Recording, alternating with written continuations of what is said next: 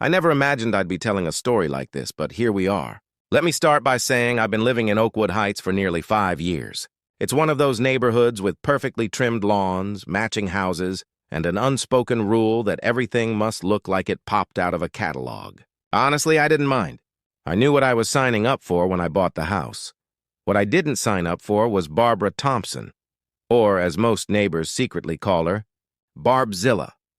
She's the self-appointed queen of the Homeowners Association, ruling over it with an iron fist for the past 3 years. Barbara is in her mid-50s, always dressed like she's off to tea with royalty, and her blonde hair is pulled so tight it practically gives her a built-in facelift. Her favorite hobby? Roaming the streets with a clipboard in hand, hunting for even the smallest HOA violations, like some suburban bounty hunter. Up until recently, I'd managed to stay under her radar. That changed when I injured my back. I slipped on spilled water in my kitchen, and the fall left me with a herniated disc that required surgery. The recovery was long, painful, and exhausting. My doctor arranged for a visiting nurse to come 3 times a week to help with wound care and physical therapy. The trouble started one Tuesday afternoon during one of those routine visits. Sarah, my nurse, is one of the kindest and most professional people I've ever met. She always parks in my driveway and stays for about an hour. I was in the middle of my exercises when the doorbell began ringing over and over, like someone was trying to break the button. I limped to the door, wincing with each step, and there she was, Barbara. In all her clipboard-wielding glory, her scowl sharp enough to cut glass. "Excuse me," she said in a tone that dripped with anything but politeness.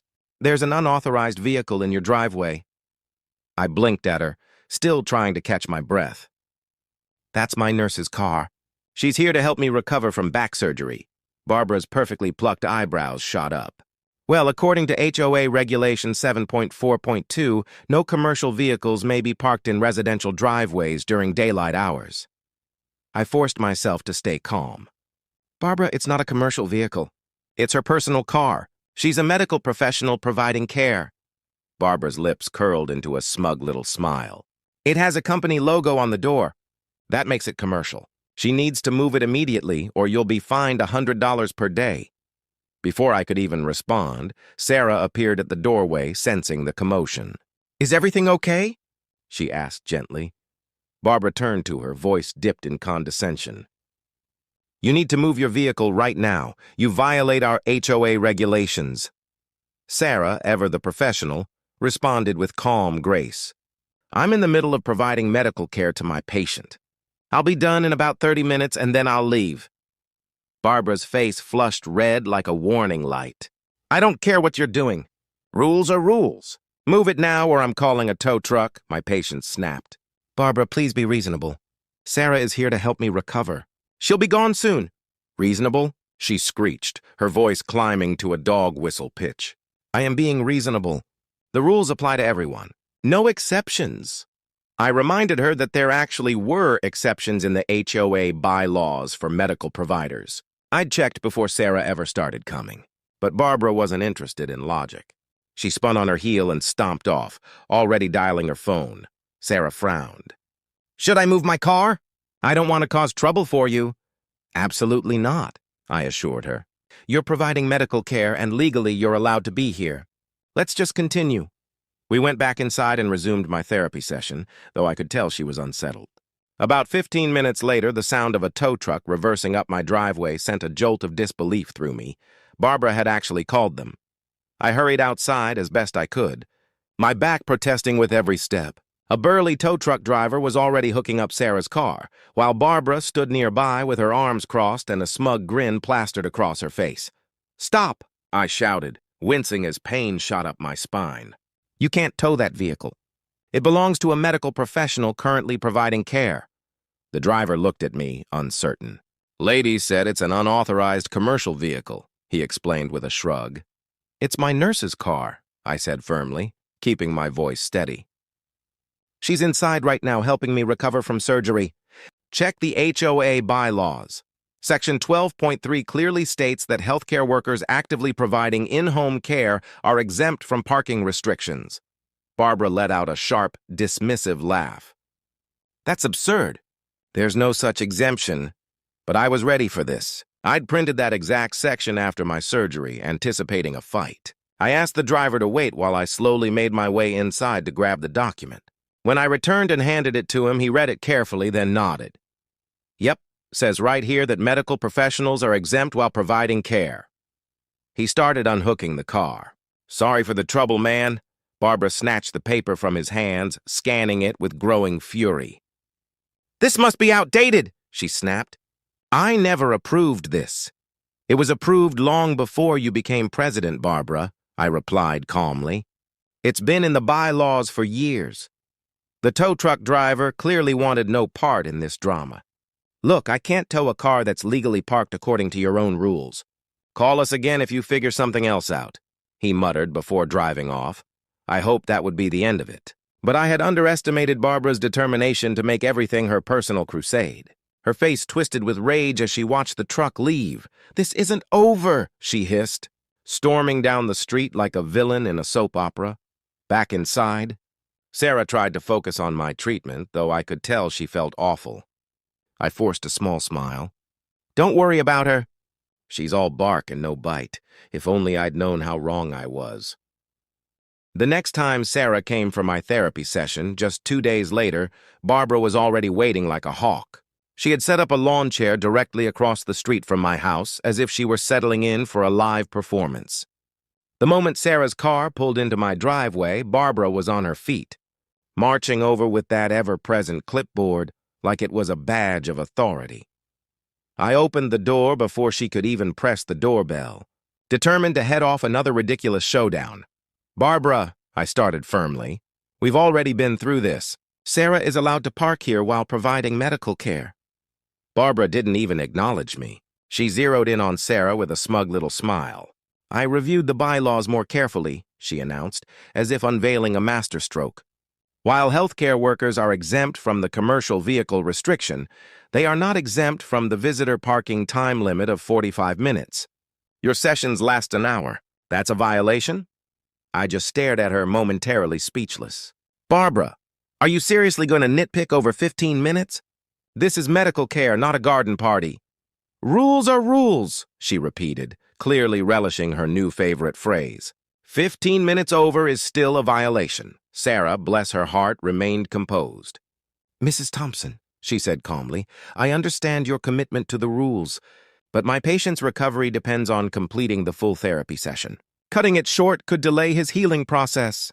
Not my problem, Barbara replied coldly. Either you finish in 45 minutes or the car gets towed. She held up her phone like it was a weapon. I've got the tow company on speed dial now. I was ready to explode, but Sarah gently touched my arm. Let's go inside and begin your therapy, she said softly. Getting upset isn't good for your recovery. She was right, of course. So I followed her inside, though focusing on my exercises was next to impossible. I could feel Barbara's presence out there, lurking like a vulture waiting to swoop. 40 minutes into my session, the doorbell rang again. I opened it to find Barbara on my porch, tapping her watch dramatically. 5 minutes left, she announced with gleeful satisfaction. That was the breaking point. Barbara, this is harassment, I snapped. You're interfering with medical care, which can actually be illegal. For a split second, her eyes widened before narrowing again. Don't threaten me, she hissed. I'm simply enforcing the rules everyone agreed to when they moved here. I'm not threatening you, I said, struggling to keep my voice steady. I'm informing you. If Sarah has to cut my therapy short and it affects my recovery, that's medical interference. Barbara scoffed and walked off, but didn't leave. She returned to her lawn chair like she was enjoying some kind of twisted power trip. When Sarah's session ended at the 1-hour mark, as it medically needed to, Barbara reappeared at my door, already dialing. That's it, she declared triumphantly. Tow truck's on its way, and you'll be fined for the violation. Before I could respond, Sarah stepped forward. Mrs. Thompson, she said evenly, I need to inform you that intentionally interfering with prescribed medical care can have serious legal consequences. I've documented this interaction and the previous one in my patient's medical record. For the first time, Barbara hesitated. But she quickly put her mask back on. You can't intimidate me with empty threats, she sneered. I know my rights as HOA president. What she didn't know was that Sarah had been documenting everything, from taking photos of Barbara's lawn chair stakeout to recording audio of every confrontation, all with my permission. She had even consulted her supervisor after the first incident, and their legal department was already aware of the situation. When the tow truck arrived, Sarah calmly approached the driver. She explained the situation and showed him official documentation from her healthcare company, stating that interfering with her ability to provide care could be considered a criminal offense in our state. The driver wasn't about to get tangled in legal trouble. "Sorry, ma'am," he said to Barbara, shaking his head. "I'm not towing this." Then he drove off. Barbara was furious. "This is ridiculous," she shouted. "You can't just ignore the rules because you think you're special." "Actually, Barbara," I said, finally letting my frustration show, "there's something called medical necessity. It overrides your precious HOA rules. Maybe talk to a lawyer before you keep digging this hole." "Fine," she spat. "If that's how you want to play it, I will." For a few blissful days, Barbara seemed to disappear. I started to hope she'd finally realized she was teetering on dangerous legal ground. But then Monday arrived, and Barbara came back with reinforcements. This time, she had 2 other HOA board members with her. As soon as Sarah parked, Barbara stormed over and physically blocked her from reaching my door. "You're trespassing on HOA property," Barbara barked, even though we were standing on my private driveway. "You need to leave immediately." Sarah tried to step around her. "Ma'am, I'm here to provide medical care." "Please step aside." And then Barbara did the unthinkable. She shoved Sarah, hands on her shoulders. A hard push. I said, "You're not welcome here during business hours. Leave now." I had been watching from my window. My heart pounded as I grabbed my phone and dialed 911. "Hello, I need to report an assault," I told the dispatcher. "The HOA president just physically pushed my healthcare nurse and is preventing her from entering my home to provide medical care. They assured me officers were on their way." Meanwhile, Sarah, ever composed, backed up and recorded the entire thing on her phone. The other 2 board members clearly wanted no part of it. They stepped away fast, realizing how bad this was. "Barbara!" I called from the doorway. "The police are on their way. You just physically assaulted a healthcare worker and interfered with medical care. Leave my property now." "Police?" she stammered, her face paling. "That's absurd. You can't call the police over HOA rules." "I didn't," I said coldly. "I called because you committed assault. HOA rules don't give you the right to lay hands on anyone."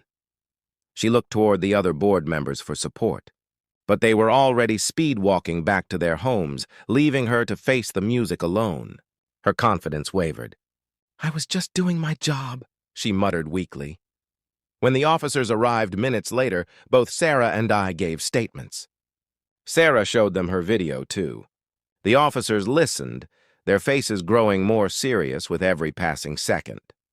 "Ma'am," one officer said, looking Barbara square in the eye, "interfering with medical care is a serious offense, and physical assault is a crime, HOA title or not." Barbara's face went from flushed with rage to ghostly white. "But I'm the HOA president," she kept repeating, like it was a magic spell. "That may be true," the officer replied evenly, "but it doesn't give you the right to touch anyone or block medical care." Then came the moment I'll never forget. The officer informed Barbara that she was being placed under arrest for simple assault and interfering with medical care, both serious charges in our state. As they read her rights and placed her in handcuffs, the reality finally hit her. The woman who had strutted around the neighborhood like a queen was now being led to a police car. "This is outrageous," she screamed. "Do you know how much I've done for this community? I was just enforcing the rules." But the law didn't care about her clipboard. She was charged with simple assault, a misdemeanor that could carry up to a year in jail, and with interfering with medical care, a Class E felony punishable by up to 6 years in prison and $3,000 in fines. She made bail, but the judge issued a restraining order preventing her from coming within 50 feet of either Sarah or me. A week later, at the emergency HOA meeting, Barbara shuffled in looking nothing like her usual self. Her hair was limp, her clothes wrinkled, and the smugness she once wore like armor was gone. The board voted unanimously to remove her as president, citing conduct unbecoming of a community representative. "You can't do this to me," she whispered, her voice breaking. "This is my community. I built it. I protected it." But as the gavel came down, the reign of Barbzilla officially ended.